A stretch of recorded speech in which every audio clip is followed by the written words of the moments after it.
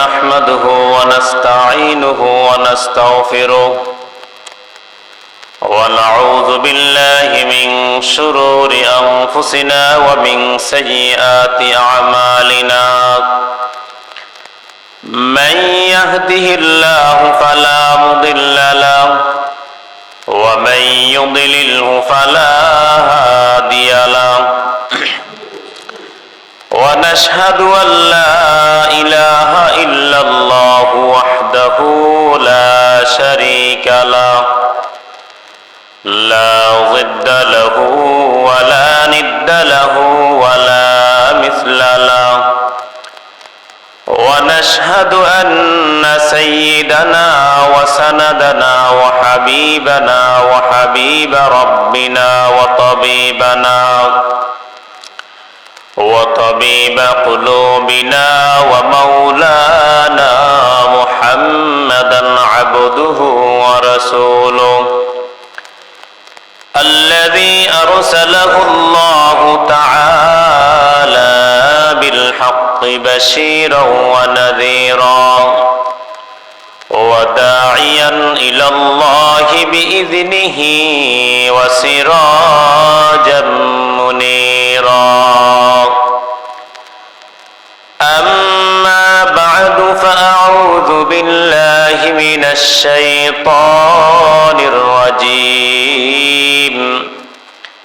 بسم الله الرحمن الرحيم يا أيها الذين آمنوا إذا نودي للصلاة من يوم الجمعة فاسعوا إلى ذكر الله وذروا البيع ذلكم خير لكم إن كنتم تعلمون وقال النبي صلى الله عليه وسلم إن الله لا ينظر إلى صوركم وأموالكم ولكن قلوبكم وأعمالكم أو كما قال النبي عليه الصلاة والسلام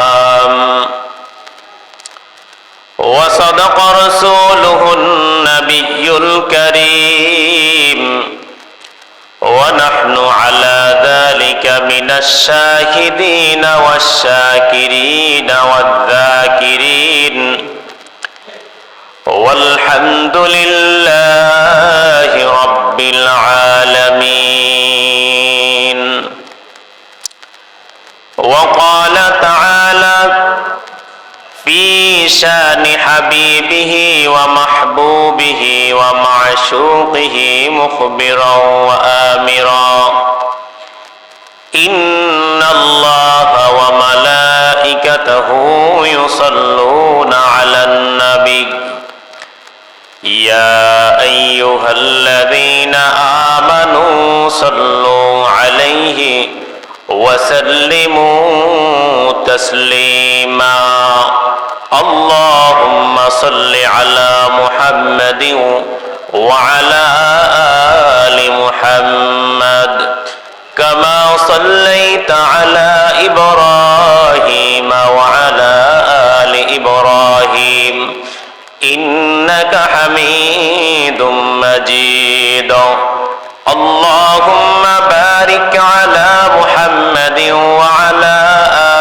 آل محمد كما باركت على إبراهيم وعلى آل إبراهيم إنك حميد مجيد بلغ العلا بكماله كشف الدجى بجماله حسنت جميع خصاله صلوا عليه وآله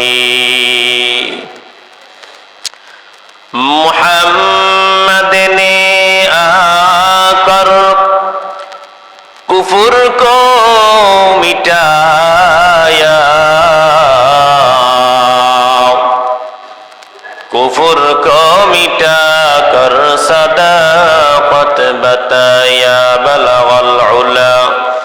بكماله كشف الدجى بجماله حسنت جميع خصاله صلوا عليه وآله عشق محبوب خدا ہے جس دل میں حاصل نہیں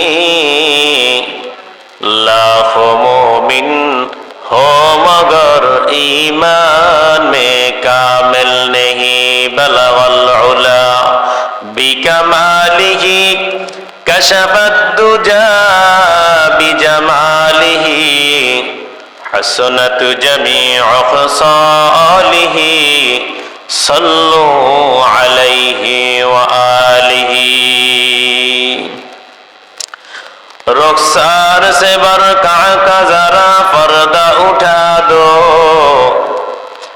رخسار سے برقع کا ذرا پردہ اٹھا دو للہ مجھے حسن خدا داد دکھا دو للہ مجھے حسن خدا داد دکھا دو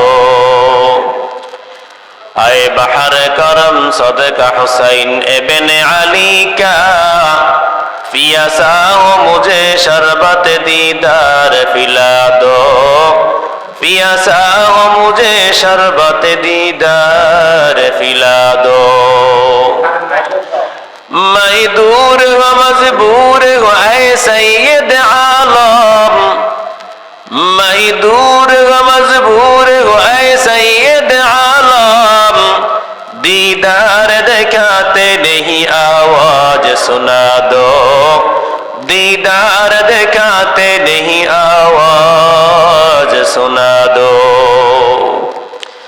আলহামদুলিল্লাহ আল্লাহ পাক রব্বুল আলামিনের দরবারে অসংখ্য গণিত শুকর ও সুজুদ যে আল্লাহ রব্বুল আলামিন আমাদেরকে এই রমজান মাসের শেষ জুমায় তার কুদরতি পায়ে সিজদা করার জন্য এই পবিত্র জুমার মসজিদে আসার এবং বসার তৌফিক দান করেছেন সেই জন্য সকলেই উচ্চ আওয়াজে শুকর আদায় করি আলহামদুলিল্লাহ।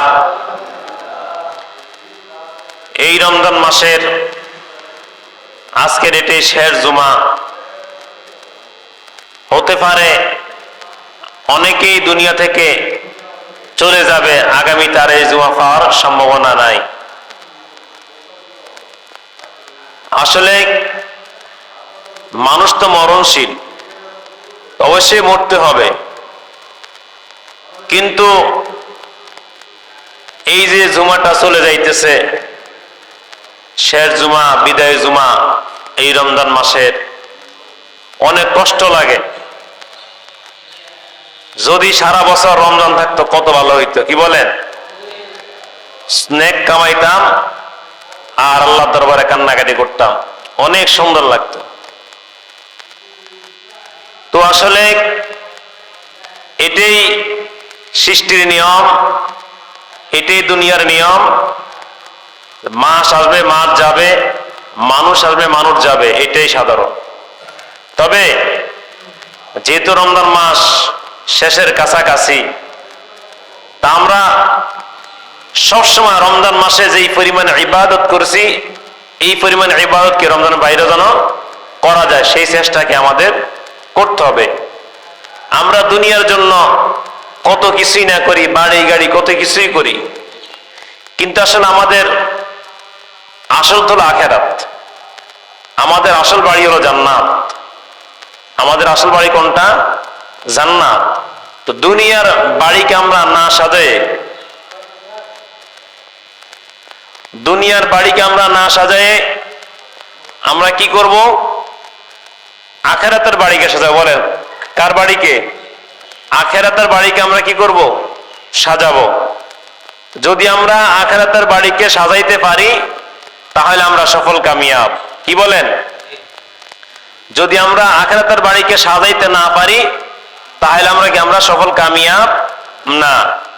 এই কারণে যেই কয়দিন আমরা দুনিয়াতে বাঁচি অন্তত এই কয়দিন আমরা আখিরাতের বাড়িকে সাজাবো। কার বাড়িকে? আমাদের আখিরাতের বাড়ি কি? জান্নাত। বান্দা দুনিয়াতে 10 তলা বিল্ডিং করলো, 10 তলা বাড়ি করলো, এটার নাম সে সফল না। সফল হলো ওই বান্দা যেই বান্দা বান্দি ইবাদত করে জান্নাত পেয়েছে, আল্লাহকে পেয়েছে, সে হলো কি সফল, সে হলো কি সফল। তো এই কারণে দুনিয়ার বাড়ির কোনো মূল্য নাই, দুনিয়ার বাড়ির কোনো কি নাই, মূল্য নাই। এটা একটা মিছে মায়া। সন্দে গুই বাগে মান বস্তানে মান, সন্দে গুই বাগে মান বস্তানে মান, ইনা গুই গোরো গোরস্তানে মান, ইনা গুই গোরো গোরস্তানে মান। এক ব্যক্তিকে প্রশ্ন করলাম, ভাই এই বাড়িটা কার? ওই ব্যক্তি জবাব দিল, এই বাড়িটা 3 জন মৃত্যুকের। 1 নম্বর হলো আমার দাদা মৃত্যুক। আমার দাদা যখন দুনিয়াতে ছিল, আমার দাদাকে প্রশ্ন করলাম, দাদা এই বাড়ির মালিক কে? দাদা বলল, এই বাড়ির মালিক তো আমি, কিন্তু এখন আমার দাদা তো দুনিয়াতে নাই, দাদা চলে গেল, এখন আর দাদা এই বাড়ির মালিক হতে পারলো না। আমার দাদা 1 নম্বর মৃত্যুক। 2 নম্বর মৃত্যুক হলো আমার বাবা। আমার বাবাকে প্রশ্ন করলাম, বাবা এই বাড়িটা কার? বাবা বলল আমার। এখন আমার বাবা ইন্তেকাল করেছে, আমার বাবা তো এই বাড়িটা সাথে করে নিয়ে যাইতে পারলো না। 2য় মৃত্যু হলো আমার বাবা। 3য় মৃত্যু করলাম আমি। আমি বলতেছি এই বাড়ি আমার আমার, কিন্তু আমি তো একসময় মরে যাব, এই বাড়িতে আমার সঙ্গে যাবে না, এই বাড়িটা দুনিয়াতে থেকে যাবে, আমি তো আর এই বাড়িতে পারবো না। 3য় মৃত্যু হলাম আমি। এই কারণে বলি দুনিয়াটা একটা মিশে মায়া। এই দুনিয়া আপনাকে মায়া দেখাবে, কিন্তু আসলে দুনিয়া আমাকে মায়া করে না। আপনি মরে গেলে দুনিয়া আপনাকে লাথি মেরে কবরে ফালায় দেয়। এই কারণে এই দুনিয়া সাজার মতো কোনো কিছুই নাই, বাড়ি গাড়ি করার মতো কোনো কিছুই নাই। এই জন্য কই বলে সন্দে গুই বাগে মান বস্তানে মান, সন্দে গুই বাগে মান বস্তানে মান, ইনা গুই গোরো গোরস্তানে মান, ইনা গুই গোরো গোরস্তানে মান। কই বলেন, হে দুনিয়ার মানুষ, এই বাড়ি গাড়ি, এই দুনিয়া, এই সম্পদ, এই ছেলে সন্তান তোমার কিছুই না। আসলে তোমার হলো ওই কবর, ওই কবর ছাড়া আর কিছুই নাই।